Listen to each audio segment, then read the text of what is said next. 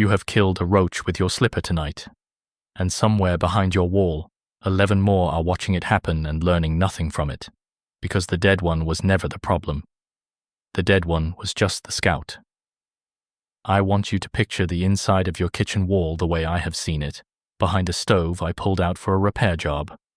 A colony running 3 generations deep, following a scent trail laid down by roaches that died before the current tenant ever moved in. You can spray that wall for a year and the trail stays. You can call a company every month for a decade and the trail stays. There is one thing that erases it completely, and it is sitting in your kitchen right now, uncrushed, doing nothing. A single bulb of garlic, broken open the right way and placed in the right 3 spots, will do more to that colony in 10 days than a can of spray will do in a year. I am going to show you exactly how and why it works on a level the spray companies would rather you never learn. My name is Alex Wong. I spent 11 years training under a master tradesman who fixed buildings for a living, the kind of man who could walk into a kitchen and tell you where the roach problem was hiding before he opened a single cabinet door. In those 11 years and the years since on my own, I've walked into more infested kitchens than I can give you an exact count of, somewhere past 400. And not one of them was fixed by a can of spray alone.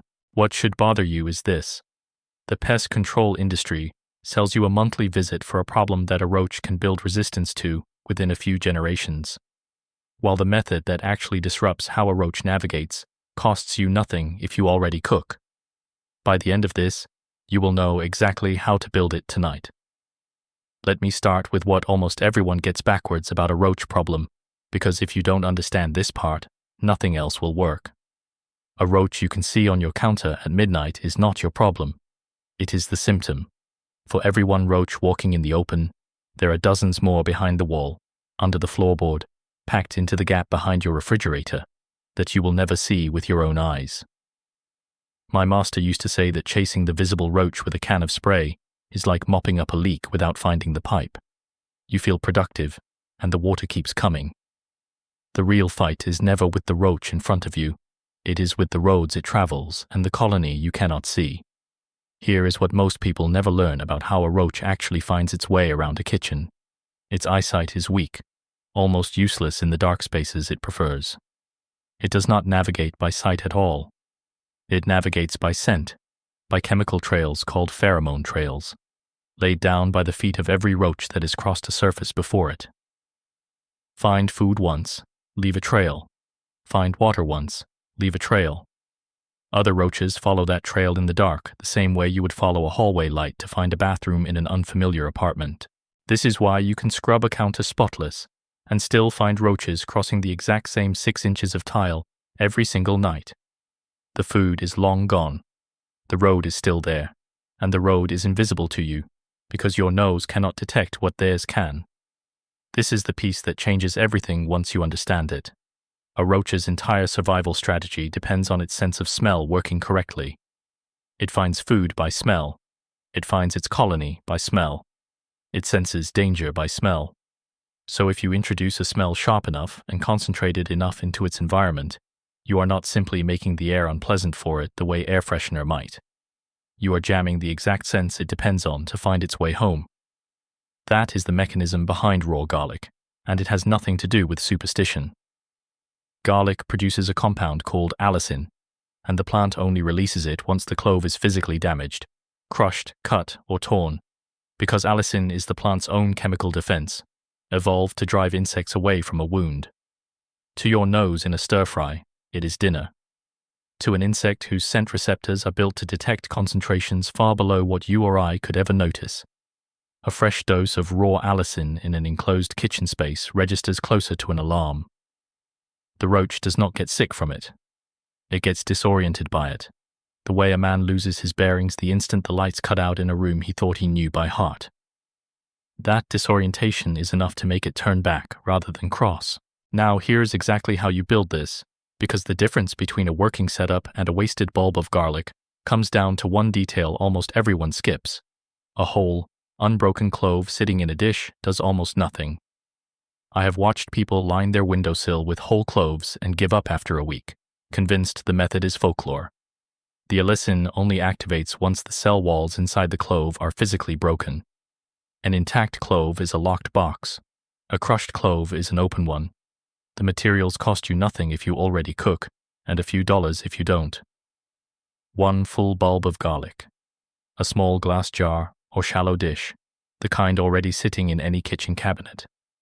The flat side of a knife or cleaver to crush with. Take 6 to 8 cloves and crush them flat under the broad side of your blade, the same motion you would use before peeling a clove for cooking, so the cell walls split open along their full length. You will smell it the second the skin breaks, a sharp, almost sulfurous bite that hits the back of your nose immediately. If you can smell that from across the room, a roach 2 rooms away is already detecting it through the wall. Drop the crushed cloves into your jar and cover them with roughly half a cup of water, not to weaken the scent, but to slow how fast the alicin breaks down once it hits open air, which stretches a single batch from a few hours of effectiveness to several days. Place the open jar, no lid. The smell needs to travel, near the roots roaches actually use, never near where you cook or eat. Behind the stove, under the sink cabinet, close to the pipe entry, along the back seam where the counter meets the wall, the kind of seam that runs the length of nearly every kitchen built before plumbing codes tightened up. These are roach highways, the same handful of roots used every single night because their whole navigation system is built on repetition, not exploration. Every 2 to 3 days, crush a fresh batch and swap it in, because once the alicin breaks down in open air, the jar is just garlic and water, doing nothing. That swap is the entire maintenance schedule. No batteries, no subscription, no order to place online. For the gaps too narrow for a jar, the seam behind the stove, the crack under a baseboard, the join where a cabinet meets a wall. I learned a second technique from a job at a restaurant kitchen that had fought roaches in its dish pit for 15 years before the owner finally called my master in. Crush a clove down to something close to a paste and run a thin line of it directly along the gap, the way you'd lay a bead of cork along a seam you're sealing. You are not packing the crack full. A thin line is enough, because the roach has to physically cross that line with its antennae to get through, and the moment it makes contact, it does not cross. That restaurant went from finding roaches in the dish pit nightly to finding none inside of 10 days. The owner spent maybe $3 on garlic and an hour running paste along every gap in that kitchen, and he called my master afterward more confused than grateful, asking why nobody had told him this years earlier. Garlic handles the roaches that are traveling, but it does nothing to a colony already established and breeding behind your walls. And skipping this half of the job is the reason people think the method stopped working a few months in. My master called this part closing the road behind them, and it costs you almost nothing but 5 minutes a week.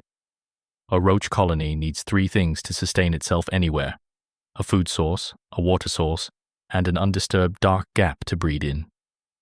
Remove any one of the 3 and the colony cannot hold, even if stray roaches keep wandering through from elsewhere in the building. Food is usually the obvious one. Grease built up under a range hood, crumbs packed into the seam of a stove burner, a pet bowl left out overnight uncovered. Wipe these properly once a week, not a quick pass but actually working a cloth into the seam where counter meets backsplash. Water is the one almost nobody thinks about, and it is the more important of the 2. A roach can survive close to a month without food, but only about a week without water. So drying out every water source in your kitchen does more lasting damage to a colony than spray ever will. Wipe your sink basin dry before bed every single night. Wring your sponge out hard and set it somewhere it can actually air dry instead of sitting wet in a dish overnight. Check under any windowsill plant for standing condensation. None of this takes more than 30 seconds, and it is the most underrated habit in this entire method. The dark gap is the hardest piece to fully close in an old building, because there are dozens of them, behind the stove, beneath the cabinet kickplate, around the pipe entering the wall under your sink. You will not seal every single one perfectly, but you can do what my master called the weekly walk.